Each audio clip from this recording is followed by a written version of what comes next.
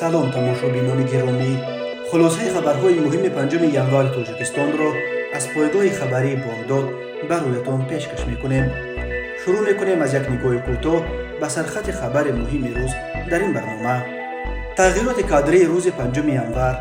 نام به نام: برکناری شیرین امانزاده، یکی از وزیرهای خوشنام تاجیک. بازداشت 3 میلیسر در کولوب در رابطه به مرگ مرموز عبدالقوار رازقوف. به اوچه‌اش خبر کشید. تفصیلات کشتار کودک 4 ساله در نویه دوستی. ابو امیر تاجیکستانی در افغانستان کشته شد. هشدار وزارت کارهای داخله: مهلت ثبت نام سیم کارت‌ها 15 فوریه به پایان میرسد. و اکنون تفصیلات خبرها. پرزیدنت تاجیکستان امامعلی رحمان روز 5 ینوار سال 2023 با امضای چندین فرمان و امر و قرارهای حکومت در هیئت حکومتش یک سلسله تغییرات کادری انجام داد. از جمله قربان حکیمزاده از وظیفه رئیس ولایت ختلان آزاد کرده شده، به جای سید کریمزاده وزیر کشاورزی تاجیکستان تعیین شد. به کدام وظیفه دیگر گذشتن سید کریمزاده گفته نشده است. دولتعلی سعید از مقام معاون اول سروزیر آزاد کرده شده، به جای حکیمزاده رئیس ولایت ختلان تعیین شد. همین طور گلنوره حسنزاده از وظیفه مدیر اگنتی امور آزاد گردیده، به جای شیرین امانزاده وزیر مهنت، مهاجرت و شغل اهالی تاجیکستان تعیین شد.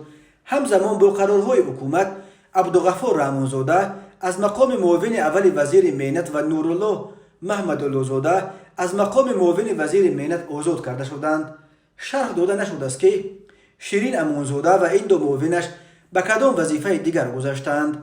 به جای حسنزاده با فرمان پرزیدنت جمشید نورمحمدزاده رئیس سابق بانک ملی به مقام مدیر اگنتی امور تعیین گردید. همزمان با امرهای پرزیدنت شادمان شاکرزاده به سبب به نفقه رفتن از مقام معاون اول مدیر اگنتی امور آزاد کرده شده، به جای او به این مقام اصول نورالله تعیین کرده شد. با فرمان پرزیدنت همچنین ظفربک دولتزاده از وظیفه رئیس نویه باباجان غفورف ولایت سوغد، بزرگترین نویه این ولایت و تاجیکستان، آزاد کرده شد. او بلافاصله به جای خالمراد رحمان دیرکتور اگنتی بهداشت زمین و آبیاری نزد حکومت جمهوری تاجیکستان تعیین شد.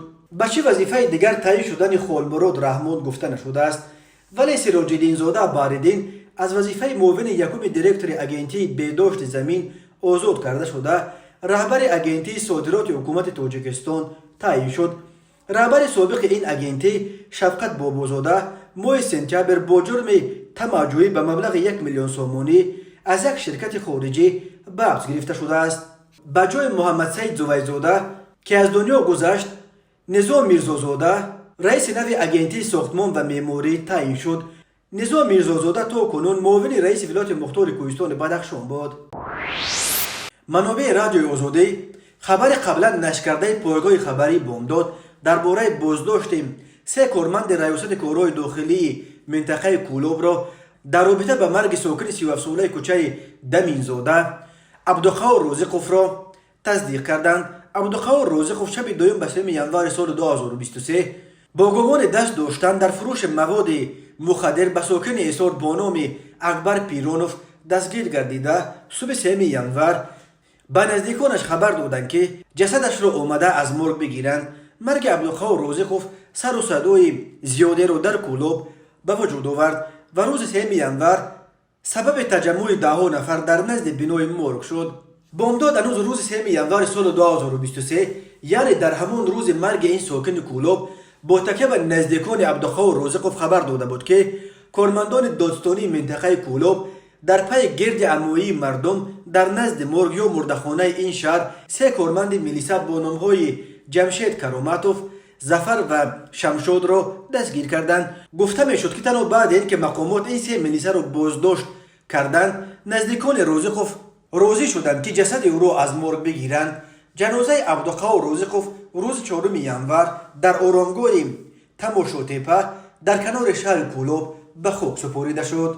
در حالی که وزارت کارهای داخله گفت عبدالقوار رازقوف از استعمال مواد مخدر نوع متامفتامین در را به قسم میلیسا جان داده است، نزدیکانش اصرار می‌ورزند که او بر اثر شکنجه از جانب کارمندان میلیسا به هلاکت رسیده است. رادیوی آزادی شام 4 ینور با تکیه به منابع خود خبر داد که 3 کارمند ریاست امور داخلی منطقه کولوب را که مسئول بازداشت عبدالقادر رازق بودند دستگیر کردند، ولی اتهام ضد آنها معلوم نیست. مقامات رسما در این باره خبر ندادند، ولی منابع آزادی گفتند که اتهام شکنجه در این پرونده مطرح نیست. آزادی اسم این 3 نفر را هم نشر کرد: ظفر خالوف، شمشاد شریفوف، جمشید کراماتوف. هنوز نسبت به آنها عیب اعلام نشده است. یک منبع رادیوی آزادی در نیاد تفتیشاتی که نخواست نامش ذکر شود روز 4 ینور گفت کارمندان میلیسا به اجازت دادگاه عبدالقادر رازقوف را بازداشت کرده پیش از مرگ برای نجات جان او تلاش انجام ندادند. آنها خودسرانه شهروند را بازداشت کردند. حالا نتیجه پوره تشخیص را انتظاریم تا پرونده باز شود. میلیسا خودسرانه عمل کردند، خلق نظری کردند، ولی حالتهای شکنجه شدن یا نشدن را نتیجه های نهایی تشخیص معلوم میکند. افزوده است منصوبت رادیوی آزادی. رازقوف عبدالقادر اسرائیلویچ سال تولدش 1986 به گفته منابع بامداد نفر با نفوذ در بین جوانان کولوب دانسته میشد. او قبلا با جرم قاچاق مواد مخدر به 12 سال زندان محکوم شده، حالا نیز شرطاً در آزادی قرار داشت و باید رفته در اداره میلیسا حاضر شده نشان میداد که در محل زیستش یعنی شهر کولوب قرار دارد. پدر عبدالقادر وفات کرده بود و او همچون فرزند کلانی سرابان اساسی عائله‌شان به شمار می رفت. پروکورور گنرالی یا داستانی کل قزاقستان بیرک اسیلوف روز 5 ینور سال 2023 در سالگرد اول اعتراضهای خونین این کشور که بیش از 200 کشته به جا گذاشت از انجام یافتن روند تفتیش ناآرامی‌های ماه ینور سال 2022 خبر داد. او افزود که حادثه ینور یک فاجعه ملی بزرگ بود که همه را به دهشت آورده برای ما سبق مهمی گردید. تا امروز در جریان بررسی این حادثه تفتیشاتگران خرونولوگ حادثه ینور را پوره برقرار نموده در رفت آن سازماندهندگان اساسی از جمله جنایتکاران و دست داشتن منصبداران بلندپایه حکومت را معین نمودند. اسیلوف تاکید کرد که تا حال جستجوی سلاح‌های گم شده ادامه دارد و ما نیز کارمندان دولتی که در رفت آشوب منفعت‌های ملی را به اعتبار نگرفته با حکومت خیانت کردند و امنیت شهروندان کشور را به خطر گذاشتند به جوابگری کشیده ایستاده‌ایم. او اینچنین از مشخص گردیدن هویت قریب همه کشته شدگان آشوب و سبب مرگ آنها نیز گفت.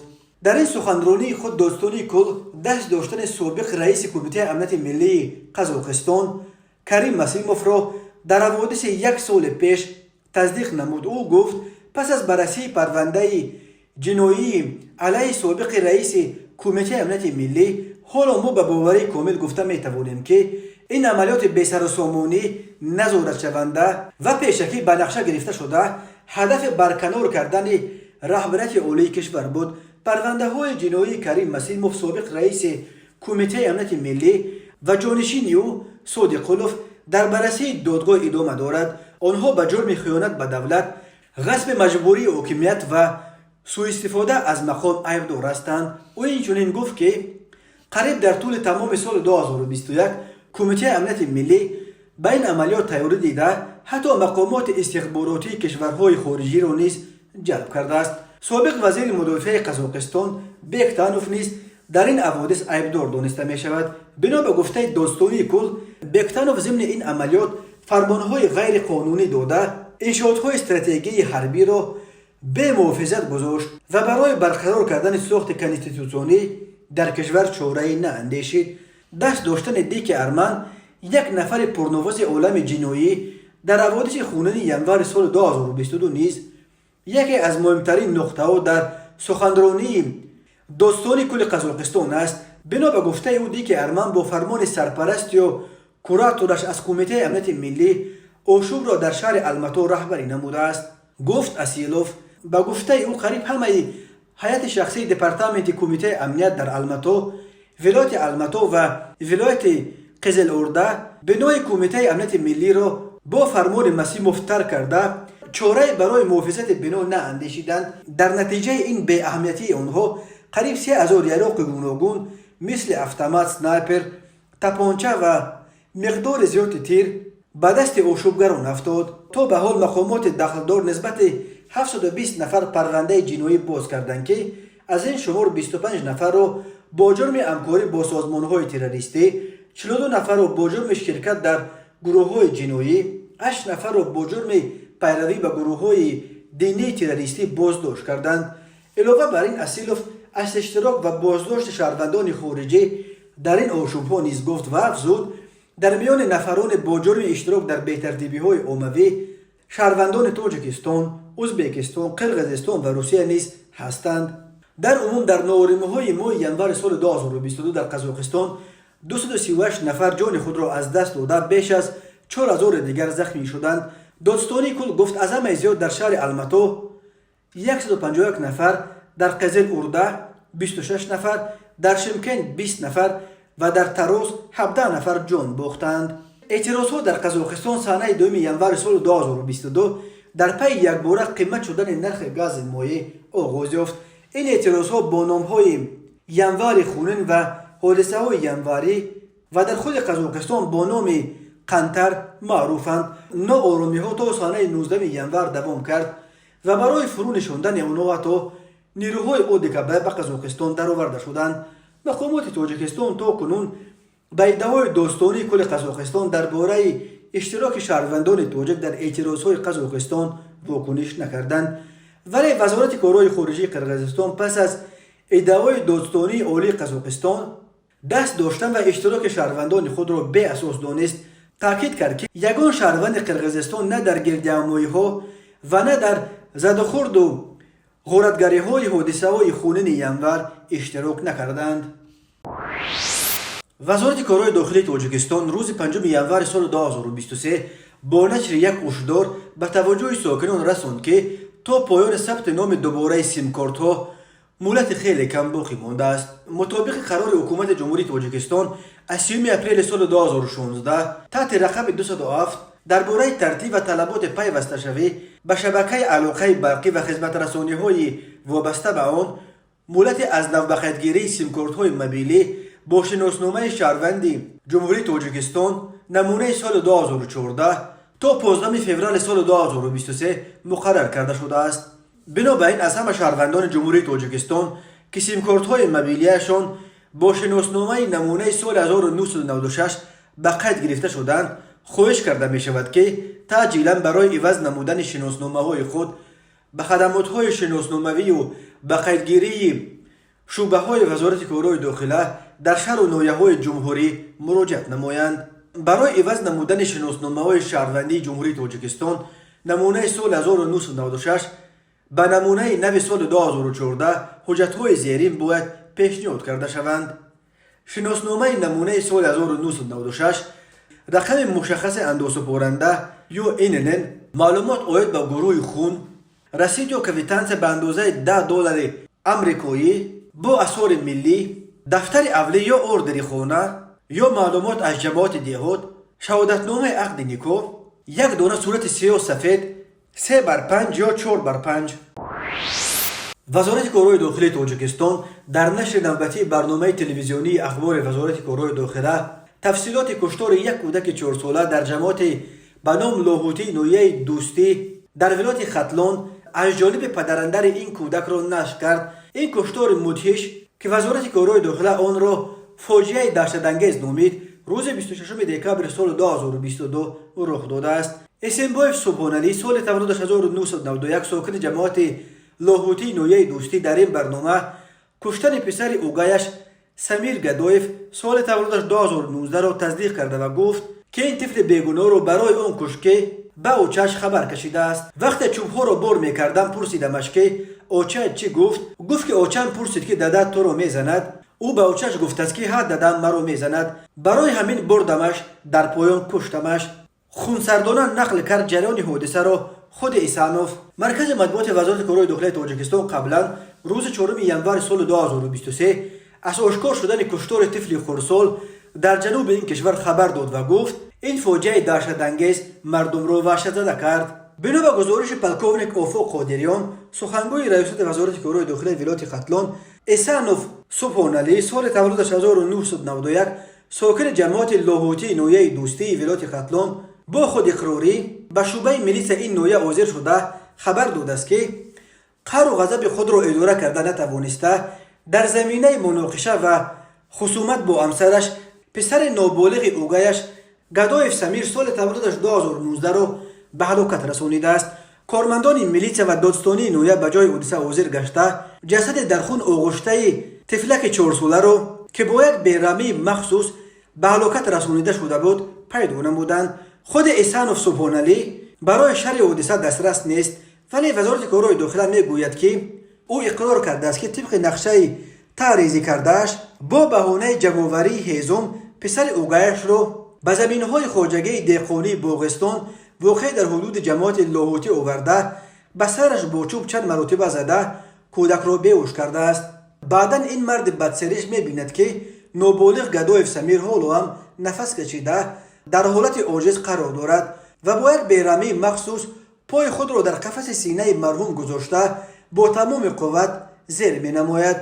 باز با چوب در دست داشتهش چند مرتبه به سر و رویش میزند که در نتیجه نابالغ در جای حادثه از جراحت‌های وزنی جسمانی به هلاکت رسیده است. وزارت کارهای داخله می افزاید کشتار بیرحمانه این کودک نابالغ بار دیگر اهل جامعه را هشدار میدهد که در میان ما هستند نفرانی که قدر و منزلت انسانها نزد این طایفه قیمتی ندارد. نسبت به احسانوف سبحانعلی در دادستانی نویه دوستی بر اساس ماده 104 قسم 2 کودکس جنایتی جمهوری تاجیکستان با اتهام کشتار طفل نابالغ عاجز با بیرحمی مخصوص پرونده جنایتی آغاز گردیده تفتیشات ادامه دارد. به او برای این جنایت مدهش تا 25 سال زندان و یا حبس عمرباد تهدید میکند. برخی رسانه‌های افغانستان از کشته شدن یک شهروند تاجیکستان با لقب ابو عمر در ولایت بدخشان آن کشور خبر دادند. از این فرد به عنوان مینه‌ساز ماهر و مربی جنگیان خارجی نام برده شده است. سایت روزنامه 8 صبح روز پنجشنبه 5 ژانویه با تکیه به منابع‌های خود در محل خبر داد که جسد این جنگجوی تاجیک 3 روز پس از ناپدید شدنش از ناحیه باورک بدخشان شام دیروز در یکی از دهه‌های این ناحیه پیدا شده است. هنوز معلوم نیست که این جنگجوی عضو طالبان از سوی کی و یا چه کسی یا کدام گروه کشته شده است. با گفته منابع این شهروند تاجیکستان نقشه برجسته در از بین بردن سنگرهای نیروهای حکومت پیشین و تانک‌های رزمی آنها در بدخشان داشته است. مقامات تاجیکستان تا کنون در این باره واکنش نشان ندادند. درباره ابو عمر معلومات زیادی در دست نیست. تنها گفته می شود که او از ناحیه وخش ولایت ختلان است. یک منبع که از حادثه‌های افغانستان و فعالیت‌های گروه‌های جنگی خارجی در آن کشور را پیگیری می‌کند در صحبت با رادیوی آزادی گفت که ابو عمر هنوز روز 9 دکامبر کشته شده بود، اما خبر اول رسانه‌ای می‌شود. به گفته منبع ابو عمر رهبری یک مرکز استحکام طالبان را در بدخشان بر عهده داشته است. گفته می‌شود که در حال حاضر ده‌ها جنگجو از تاجیکستان در صف‌های طالبان در ولسوالی بهارک، شغنان و نوسای ولایت بدخشان حضور دارند. یکی از آنها محمد شریف با لقب مهدی ارسلان از ناحیه نورآباد میباشد که مقامات تاجیکستان 9 سال باز به اتهام تروریسم او را میجویند، ولی طالبان در اداره مرزی افغانستان به او مقام دادند. نام شهروند تاجیکستان اخیراً در چند حادثه تروریستی در افغانستان سر زبانها افتاد، از جمله گلبدین حکمتیار یکی از سیاستمداران جنجالی و رهبر حزب اسلامی افغانستان روز جمعه 10 دکامبر سال گذشته ضمن نماز جمعه در شهر کابل گفت حملگران از تاجیکستان بودند و می‌خواستند او را بکشند. گلبدین حکمتیار هیچ دلیلی برای ثابت کردن گفته‌هایش نآورد و مقامات تاجیکستان هم آن زمان و تا کنون در این باره چیزی نگفتند. به شعبه وزارت کارهای داخله در ناحیه باباجان غفوروف با عریضه زن 40 ساله ساکن ناحیه مذکور مراجعت نموده است که 20 دکامبر سال 2022 تخمینا ساعت 13:00 دقیقه شخص نامعلوم با طریق پنهانی از خانه استقامتیش 27580 سامانی و 50000 روبل روسی را دزدیده از جای حادثه غیب شده است. در نتیجه گذراندن چاره‌بینی‌های اپراتیوی جستجویی از جانب کارمندان میلیسیا، جوان 17 ساله ساکن ناحیه مذکور همچون گمانبر در صادر نمودن جنایت دزدی دستگیر کرده شد. اوید به این حادثه پرونده جنایتی با ماده 244 قسم 3 کودکس جنایتی جمهوری تاجیکستان оғоз карда шуда тафтишот идома дорад. ба шӯъбаи вазорати корҳои дохилаи ду дар ноҳияи рӯдакӣ бо аризаи марди 31-солаи сокини ноҳияи мазкур муроҷиат намудааст ки 18 декабри соли 2022 тахминан соати 9:00 дақиқа ҷавони 21-солаи сокини шаҳри ваҳдат бо тариқи пинҳонӣ автомашини тамғаи лексусро ки дар назди манзили истиқоматиаш беназорат меистод ғайриқонунӣ гирифта ай карда дар ҳудуди шаҳри ваҳдат ба садама дучор шудааст. зарари расонидашуда 35,000 сомониро ташкил мегӯяд. аз рӯи ин ҳодиса тафтишот идома дорад. тамошобинони азизу гиромӣ, ин буд муруре ба хулосаи чанд хабари муҳими имрӯзи тоҷикистон. хабару гузоришҳои бештар аз тоҷикистон ва дар бораи тоҷикистону атрофи онро дар сомонаи пойгоҳи хабари бомдод дар ин нишона пайгирӣ намоед: www.bomdod.com. хуш бошед.